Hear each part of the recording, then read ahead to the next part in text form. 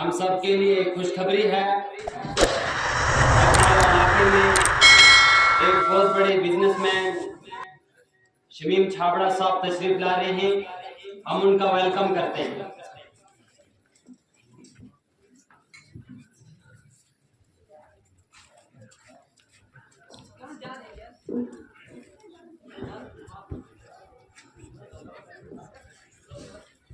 السلام علیکم ملا جی۔ وعلیکم السلام بھائی شمیم چھابڑا، خیریت ہے؟ ارے ملا جی اپنی تو موج آ رہی ہے اور سنائیں کیسے جی رہے ہو؟ ارے ملا جی آپ لوگوں کی فقیری دھون کی ہوگی کہ نہیں؟ یہ کیا 2 کوڑی کا لباس پہن رکھا ہے؟ اے اتنی دولت مند اپنی زبان سنبھال، کیا تیری لاکھوں کا کپڑا کبھی مانگنے بھی گیا ہوں؟ خدا نے جس حال میں رکھا ہے خوش ہوں، آرام میں ہوں۔ اور سن، تو یہ ملا ملا کر کے مذاق بنانا چاہتا ہے، علماء کے لباس و تہذیب کو دہچکا لگانا چاہتا ہے، لیکن سن بد نصیب دولت مند، فانوس بن کے جس کی حفاظ ہوا کرے، فانوس بن کے جس کی حفاظ ہوا کرے، وہ شمع کیا بجھا جسے روشن خدا کرے۔ واہ کیا شاعری کرتے ہو ملا جی۔ بتاؤ کیا رمضان کے مہینے میں ہم لوگوں کے پاس بھیک مانگنے نہیں آتے ہو؟ کیا یہ حقیقت نہیں ہے کہ جب ہم لوگ ٹکڑے دیتے ہیں تو جھک جھک کر شکریہ ادا کرتے ہو؟ میں نے کیا غلط کہہ دیا؟ جو حقیقت ہے وہی تو کہا ہے۔ تم لوگ تو ہوئے 2 کوڑی کے، تمہاری وجہ سے ہم لوگوں کی انسلٹ ہوتی ہے۔ یہ جولا، یہ رسید، چلے بھیک مانگے۔ مجھے بہت افسوس ہو رہا ہے تمہاری جہالت پر۔ پہلے تو میں سمجھتا تھا کہ تم صرف مغرور ہو، مگر معلوم ہوا ٹھیک جاہل بھی ہو۔ تم نے رمضان کی بات جو کہی ہے تو اس کا جواب یہ ہے کہ ہم اپنے لیے نہیں، مہمان رسول اللہ صلی اللہ علیہ وسلم کے لیے مانگے جاتے ہیں۔ اور دوسری بات یہ ہے کہ تم جو کچھ دیتے ہو وہ تمہارے باپ کا نہیں ہے، وہ تو اللہ کا حق ہے۔ اللہ سے دعا کرو کہ اے اللہ میری دولت میں کال بڑھ جائے تاکہ ہم لوگ تمہارے دروازے پر تھوکنے نہ جائے۔ تم نے کبھی دیکھا ہے غریبوں سے مانگتے ہوئے، بیواؤں سے مانگتے ہوئے؟ ہرگز نہیں، ہم صرف اس سے وصول کرتے ہیں جو صاحب نصاب ہو۔ تم چندہ کو ہنستے ہو، کاش تمہیں آج سے 1400 سال پہلے کا واقعہ معلوم ہوتا کہ خود محمد رسول اللہ صلی اللہ علیہ وسلم نے چندہ دیا تھا۔ اس واقعہ میں حضرت ابوبکر رضی اللہ تعالیٰ عنہ اور حضرت عمر رضی اللہ تعالیٰ عنہ کا ایک دلچسپ واقعہ بھی پیش آیا۔ جب تمہیں یہ سب معلوم نہیں تو جا کر ڈوب مرو۔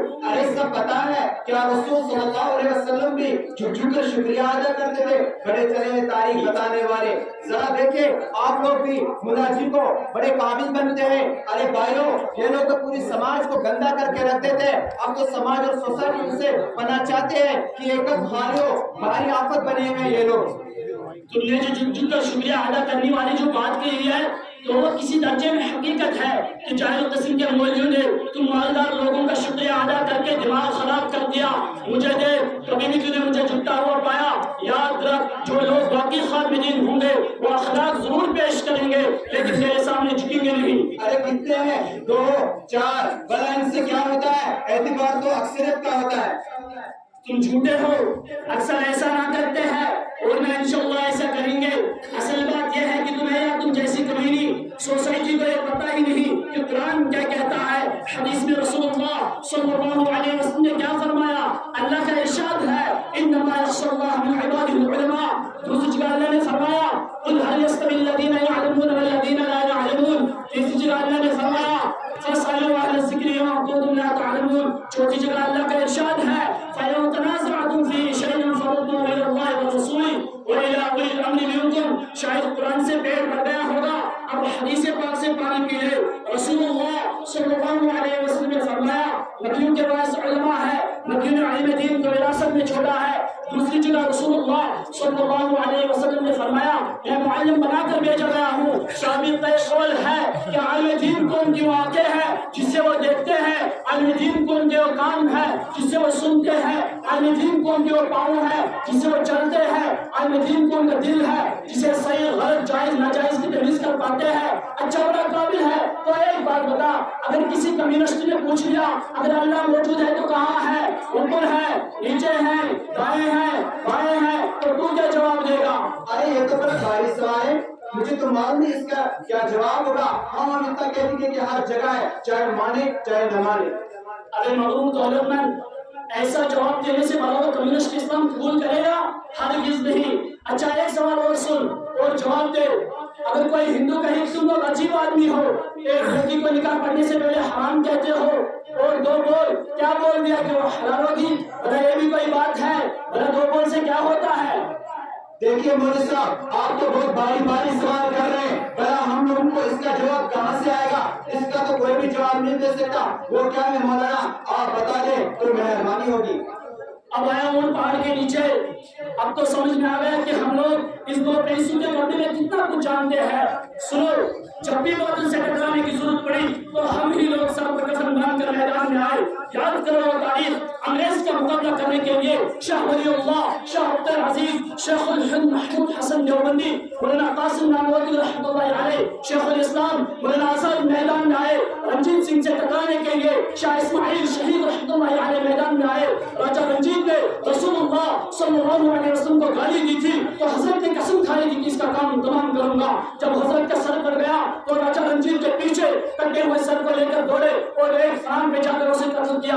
और सुन, जब कादियानी फितना ने सब उबारा तो अल्लामा कश्मीरी रहमतुल्लाह अलैह, मौलाना सनाउल्लाह नरसिनी मैदान में आए। इतना ही नहीं, आज तक उलमाए देवबंदी जमात से टकरा रहे हैं। मौलाना मेरे से गलती होगी, वाकई मुझे ये सब मालूम नहीं था। मेरी ख्वाहिश है कि आप कुछ और सुनाए और हो सके तो उन सवाल का जवाब दे दीजिए। जरूर सुनो, मुसलमान को गुमराह करने के लिए फितना रज़ा खाने पैदा हुआ तो उलमाए देवबंद मैदान में आए। मौलाना ज़ियाउर रहमान फारूकी, मौलाना ताहिर गयावी, ज़ियाउल हक बेलवी मैदान में आए। मेरे भाई, अगर ये आलिम, ये मोल्ला, ये मौलवी ना होता तो खुदा की कसम तुम्हारा वजूद ना होता, तुम्हारे जनाजे का राम नाम सवाहा हो जाता। अब सुने, अगर कम्युनिस्ट सवाल करे तो मगरिब के बाद अंधेरे घर में चला के बल्ब जलाकर पूछो कि इसकी रोशनी किधर है, यूरोप है या पश्चिम है, उत्तर है या दक्षिण है, वो कहेगा ये रोशनी तो पूरे घर में है और हर तरफ है। आप समझा दो, खुदा भी एक नूर, एक रोशनी है और इसी तरह हर जगह और हर तरफ है। अगर हिंदू निकाह वाला सवाल करे तो इसको समझाने के लिए 2-3 गाली दो, वो गुस्सा हो जाएगा। इसको समझा दो, भाई मैंने तो सिर्फ 2-3 बोल बोले थे, तुमको क्या हो गया? फिर कहो जिस तरह इस बोल का असर है इसी तरह उस बोल का भी असर है। दूसरा जवाब इस तरह दो कि तुम्हारे यहाँ अग्नि मंडप पर अग्नि भगवान की आरती उतारकर 7 फेरे लेते हैं, इसके बाद वो लड़की व्यक्ति के लिए शुद्ध हो जाती है, इससे पहले वो अशुद्ध रहती है। तो बताओ कि यह भी कोई बात हुई? अभी वो अशुद्ध और पाक थी, फेरे लगाती वो शुद्ध हो गई, अब हिंदू समझ जाएगा। इसी तरह आप इसे इस्लाम से करीब कर सकते हो।